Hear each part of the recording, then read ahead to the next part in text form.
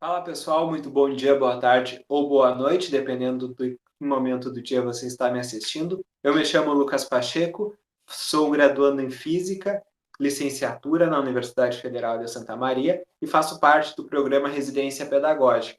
E tenho sobre orientação a preceptora, a professora Cristiane Felter. Então hoje, nesse vídeo, eu vou falar um pouco com vocês, resolver algumas questões do Enem sobre termofísica com vocês, algumas questões teóricas, certo? Então vamos para uma primeira questão, uma questão que é bem típica, principalmente nas apostilas e cursinhos, que é a questão do Enem de 2013, que vai falar um pouco sobre os processos de transferências de energia térmica, ou de propagação de energia térmica, que eu já gravei outro vídeo para vocês também, então dão uma olhadinha lá e depois voltem para cá, qualquer coisa. E ali tem uma tirinha, e aí um personagem fala, então, veja, é o calor do sol que nos mantém aquecidos. Aí o outro personagem diz, não completamente. Como assim não completamente? Luvas. E aí a prova, o exame, pergunta para vocês quais são os processos de propagação relacionados à fala de cada personagem.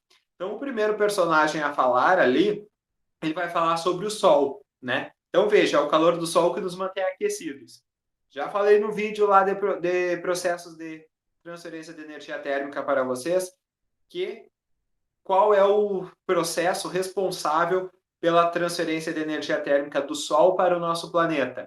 É o que nós chamamos de irradiação, certo? Em que ele é transferido, ocorre transferência de energia no vácuo também. Aí o outro personagem fala, luvas. Sim, luvas nos mantém aquecido, né? Na verdade, não nos mantém aquecidos. Por quê? Porque a luva, ela é de lã, geralmente, e ela é um isolante térmico.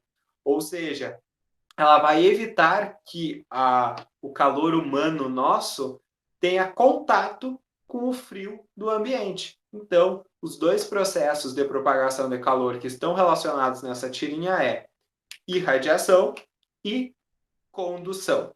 Certo, gente? Uma outra questão é do Enem também de 2013. É comum nos referirmos a dias quentes como dias de calor.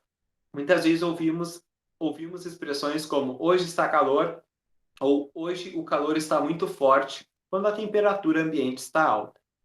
No contexto científico, é correto o significado de calor usado nessas expressões?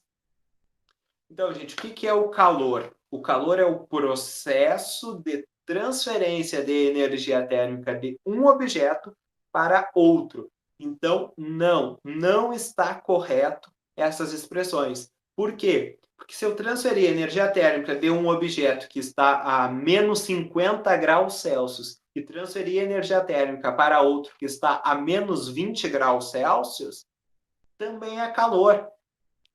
Vocês entendem?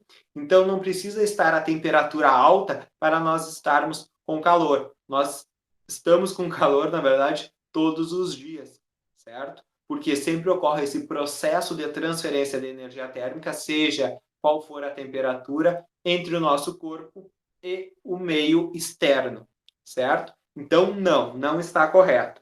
Então nós já podemos eliminar ali as alternativas A e B. Sim? Mas afinal, o que é calor que eu falei para vocês? O processo de transferência de energia. Então a resposta certa é a letra C. Calor, pois é a energia térmica em trânsito. O que significa em trânsito? Em movimento. Então é a energia térmica em movimento de um objeto para o outro. Resposta correta, alternativa C. Uma outra questão do Enem de 2012. Em dias com baixas temperaturas, as pessoas utilizam casacos ou blusas de lã, com o intuito de minimizar a sensação de frio. Fisicamente, essa sensação ocorre pelo fato de o corpo humano liberar calor, que é a energia térmica transferida de um corpo para outro, em virtude da diferença de temperatura entre eles. A utilização da vestimenta de lã diminui a sensação de frio. Por quê? Letra A, possui a propriedade de gerar calor?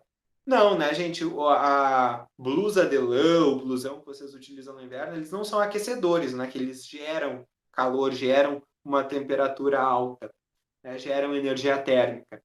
Então, não, letra A, não. é constituída de material denso que não permite a entrada do ar frio.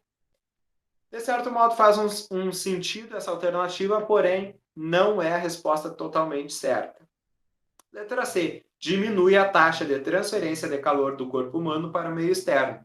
Então, como eu falei lá na primeira questão que eu resolvi aqui com vocês, que era da luva. Então, qual é a propriedade lá da luva, né, de lã, dos casacos de lã, das vestimentas de lã? São isolantes térmicos. O que isso significa? Que vai manter a nossa temperatura corporal, vai manter a energia térmica no nosso corpo.